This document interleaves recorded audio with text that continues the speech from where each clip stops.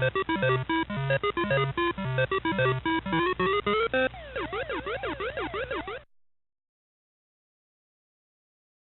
on est dans les années 1700, à peu près. Bon, la Révolution, non? Je vais chercher mon... Oui, ben non, dites-nous à peu près comme ça. C'est en 1800. Oui, fin 1700, je veux dire. Oui, en même temps, on peut pas que le pont, bon, on s'est marié un petit peu avant sans doute, et alors donc il a habité cette maison, et je pense que son frère, c'était son frère aîné qui devait avoir ce qui est maintenant sans doute la fontaine aux pigeons. Ah oui. Parce qu'il y avait un pont. Oui, il y avait un pont. Il y avait un pont qui traversait la rue, parce que c'était le relais de chasse, à vrai dire. Parce que, le grand-père, ensuite le grand-père Guevin, c'est-à-dire d'Élise Guevin, c'est le fils de Léger Guevin, lui, il était, comment dire, comment ça s'appelle, c'est lui qui organisait les chasses. Ah bon, oui, d'accord. Mais il n'avait pas une garderie aussi, ici, dans la rue de Condé? Ah ben, si, après, mais bon, dans sa jeunesse, il a commencé par s'établir, hein. Il s'est marié une première fois, il s'est établi à Paris, où il a fait des connaissances, dont il a fait connaissance de... J'ai des trous de mémoire en ce moment, de celui qui sera tué après. Bon, il a fait connaissance d'un révolutionnaire connu, il a aussi fait connaissance avec le général Lafayette. Parce qu'après, c'est avec le général Lafayette qu'il a organisé un commerce de laine et qu'il a bâti sa garderie sur le côté de la maison. Voilà. Et lui, il y avait aussi, qui travaillait aussi dans la laine, je crois, ces deux associés qui étaient au Moulin de Condé. Ah bah, c'est pour ça qu'il a construit après, quand le château où se trouve la gendarmerie, le château de... Alors, où en était-je, oui. Ben, par rapport à Guevin et par rapport au Moulin de Condé, et puis après, lorsqu'il a fait construire le château de Condé. Alors, justement, comme il était conseiller d'arrondissement, conseiller de je sais pas quoi, enfin, il cumulait quand même les emplois, parce que, bon, il avait été connu comme révolutionnaire. Son frère avait bien fait partie du comité de salut public à la Ferté-Chouchoir, mais il avait été remercié parce qu'il était trop gentil. Donc on l'avait renvoyé à ses pierres, parce qu'il était trop coulant, il n'était pas assez dur. Hein.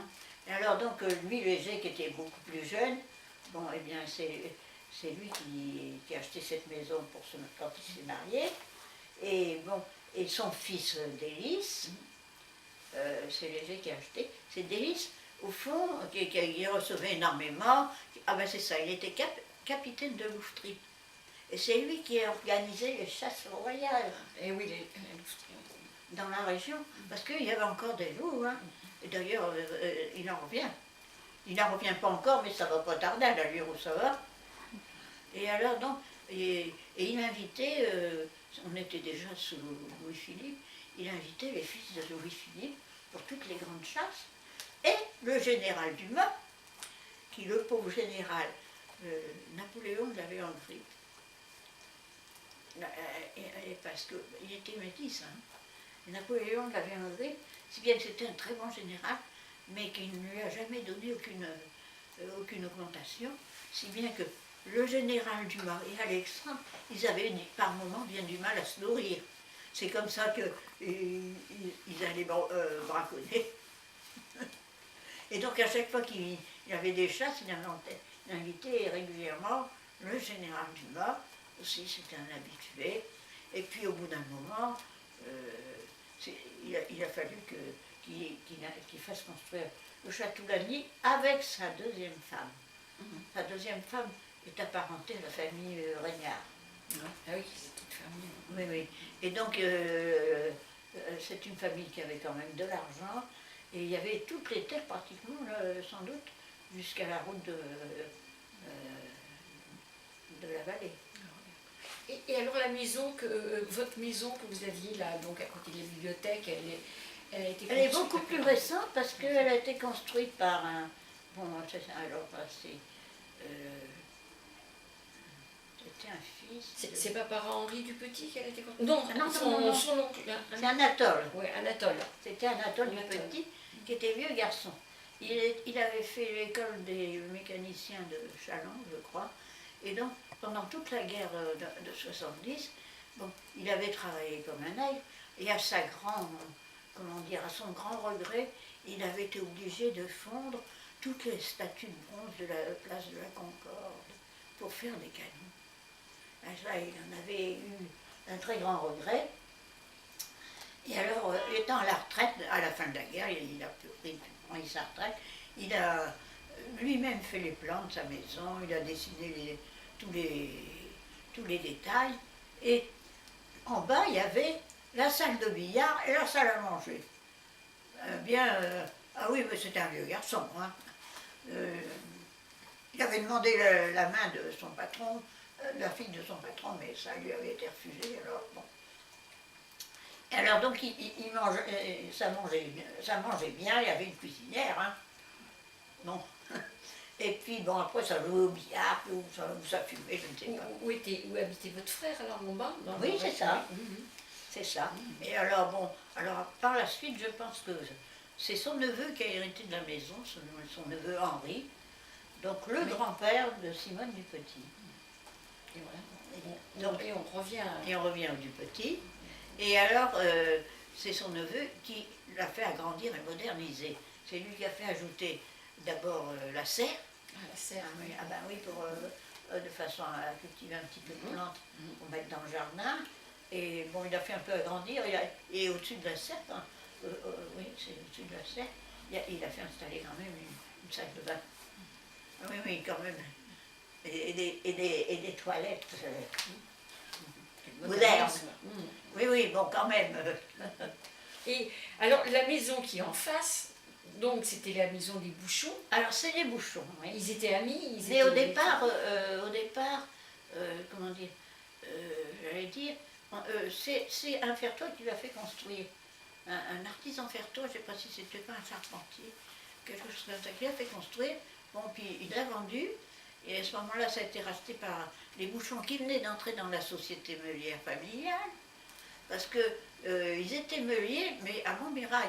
Et à Montmirail, il y avait beaucoup de meules, mais c'était des petites meules. Ça n'avait pas la qualité du tout de celle de la Ferté, qui sont quand même dans le genre quasiment unique au monde, en ce qui concerne le grain.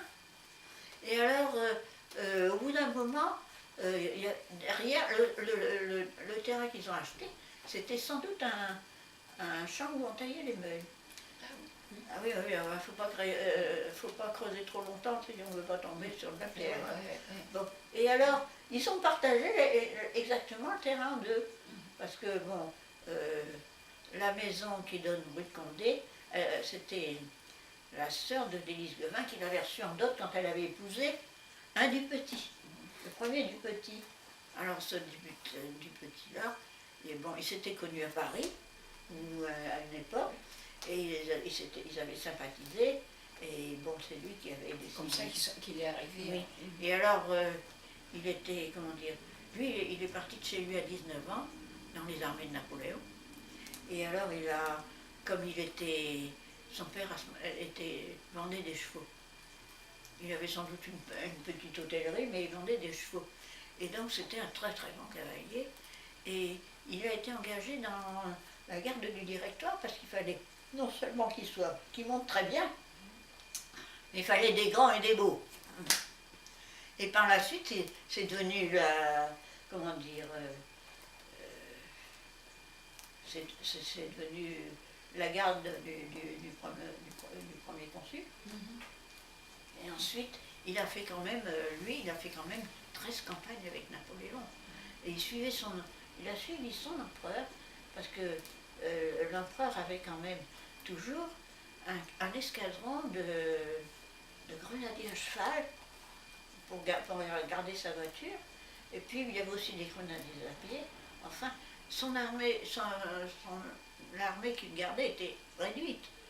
Et moyennant quoi, on allait en Espagne, on allait en Italie, et il a fait 13 campagnes avec Napoléon. Et puis, à Wagram, ça s'est un peu gâté. D'abord, il avait fait la connaissance de sa fiancée qui était la sœur de Délise Guevin. Et puis, à Wagram, c'est la fameuse bataille des Trois Empereurs, où ils se sont entretués. Ça a été une vraie boucherie. Et ça l'a un peu dégoûté. Hein, après 13 campagnes, ça l'a un petit peu dégoûté. Parce qu'en principe, les grenadiers à cheval, Napoléon les gardait toujours en fin de bataille pour décider de la victoire des armées. Ils n'allaient pas tout de suite au combat, non, on les gardait toujours en réserve. Il paraît qu'ils étaient impressionnants avec leur bonnet à poil comme ça. Déjà qu'ils étaient grands, ils n'avaient que des chevaux noirs. Alors avec leur bonnet à poil tout noir, etc., il paraît qu'ils étaient vraiment très très impressionnants. Et donc souvent ça a prouvé décider de l'issue d'une bataille. Alors il a décidé que tout compte fait, il commençait à être asthmatique et à être myope. Et bon, il avait droit à la retraite. Il avait droit à la retraite après toutes les nuits qu'il avait passées dehors. Et donc il est venu et alors il a demandé sa retraite et il est venu épouser sa fiancée et il s'est associé avec beau-papa. Avec beau-papa. Non, c'était pas beau-papa, c'était son beau-frère. Ah oui, c'était son beau-frère. C'était son beau-frère. Et à la suite de quoi, c'est lui qui, le premier, a eu l'idée d'aller démarcher la clientèle dans toute l'Europe, il connaissait par cœur. Et alors il partait toujours avec son cheval. Ne voyageait qu'à cheval. Après Napoléon, évidemment, il y a eu aussi un mariage avec une bouchon. Aussi. Parce que les bouchons étaient entrés aussi dans la société Meulière. C'était la société Guevin du Petit Bouchon, voilà. À un moment donné. Et il y a eu aussi un des maires de la Ferté, mais lui et son fils, ils ne sont pas restés très longtemps. Gilles Quint, non. Non, c'était... Oui, il y a un autre. Non, c'est un autre. Je vous dis, par moment, ça, il faut que je regarde dans mes notes pour avoir le nom qui me revient. J'ai plus la mémoire que j'avais dans le temps. Et alors, donc, à ce moment-là, bon, et c'est lui qui a eu l'idée d'aller démarcher dans toute l'Europe. Et donc... il connaissait le russe, hein, de reste. Hein. Il a été percepteur, c'est l'oncle Maurice. Alors, donc, lui, bon, c'est le Dupetit en question. Bon, son fils n'avait pas une très très bonne santé, mais bon, et puis c'est le grand-père, c'est son petit-fils, c'est son petit-fils à ce moment-là, qui lui, il a mis tous ses enfants à l'école de commerce du Havre. Donc, alors bon, il y avait Anatole qui avait fait donc l'école des mécaniciens de Chalon-sur-Marne. Et puis, donc, lui, Henri, bon, il a dû aussi apprendre le métier, sans doute, à l'école du Havre. Et puis, le père de ma cousine, qui était l'oncle Maurice, parce qu'il y a un décalage de génération entre mes ancêtres et ceux-là, parce que c'était la branche aînée. Et alors, lui, son père l'a d'abord mis, effectivement, je ne sais plus dans quelle école, peut-être l'école du Havre, à la suite de quoi il lui a fait faire un séjour en Angleterre pour apprendre l'anglais, en Allemagne pour apprendre l'allemand, et ensuite en Russie, parce qu'on expédiait énormément de mails en Russie. Et en Russie, alors il y en avait qui partaient par le train après. Seulement après le train. Mais autrement, il y en avait qui partaient par la mer Noire. Et qui remontaient la Volga. Et alors donc, lui, l'oncle Maurice, effectivement, il parlait couramment le russe et l'allemand. Et ça a rendu de grands services pendant la guerre, les guerres qu'il y a eu. Parce que vous avez une photo où on le voit avec la famille de Russie. Hein. Oui, il est resté un an comme précepteur d'un prince russe. Un prince russe, oui. Alors c'est là, bon, évidemment, il savait monter à cheval, ça n'avait pas de problème. Et c'est là qu'il y a une photo, je ne sais pas si je l'ai encore, Il y a une photo, mais là, actuellement, tout est empilé, je ne peux plus les bouger. Il faut que je refasse toutes mes armoires. Et il y a une photo, on le voit sur des planches, avec les deux dames de la famille, et les planches sont tenues par une ficelle, en train de faire du ski. Ça, c'est amusant, c'est amusant comme photo. Oui. Parce que à ce propos, vous nous aviez dit aussi une fois que au moment de la Première Guerre mondiale, il avait pu faire la correspondance avec les Allemands, et quand la Ferté a été envahie, oui. C'est lui qui faisait la traduction. Hein, mais il faisait la traduction, et surtout, les autres, ils ne pouvaient pas raconter n'importe quoi en disant qu'ils avaient dit ça, mais bon, comme lui, il connaissait l'allemand, et puis on a eu aussi des Russes, hein, oui. Ah oui. Oui, oui. Et alors, ça lui permettait de servir un peu, pas d'ambassadeur, mais d'aplanir les choses entre les différentes parties, et d'obtenir quand même certains avantages, quoi, si on peut dire. Et par contre, justement, le commerce des meules a commencé à baisser justement par le conflit de la guerre, et donc le manque de commerce entre les différents pays européens. Le problème, je crois que c'est surtout en 14.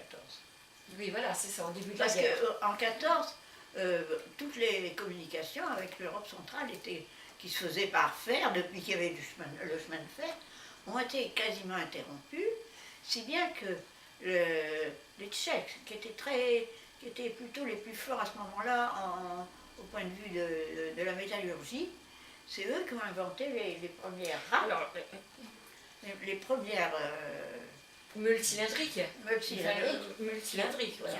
Voilà. Et ce sont eux qui les ont inventés. Donc le commerce avec cette partie, l'Europe centrale, s'est complètement arrêté.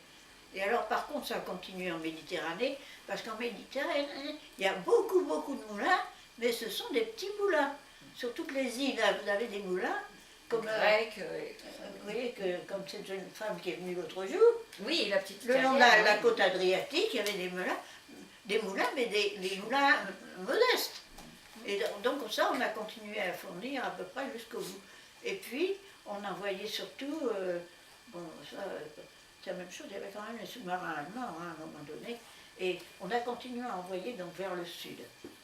Quand même, là, au Chili, on a envoyé des meules au Chili. Parce que justement, entre la pleine croissance de ce commerce, on vendait à peu près combien de meules au milieu du 19e siècle, à peu près à la Ferté? Jusqu'à 3000 à peu près. Je sais pas, il y avait 3000 ouvriers qui travaillaient dessus. Ah, 3000 ouvriers, oui. Oui, à peu près. Hein.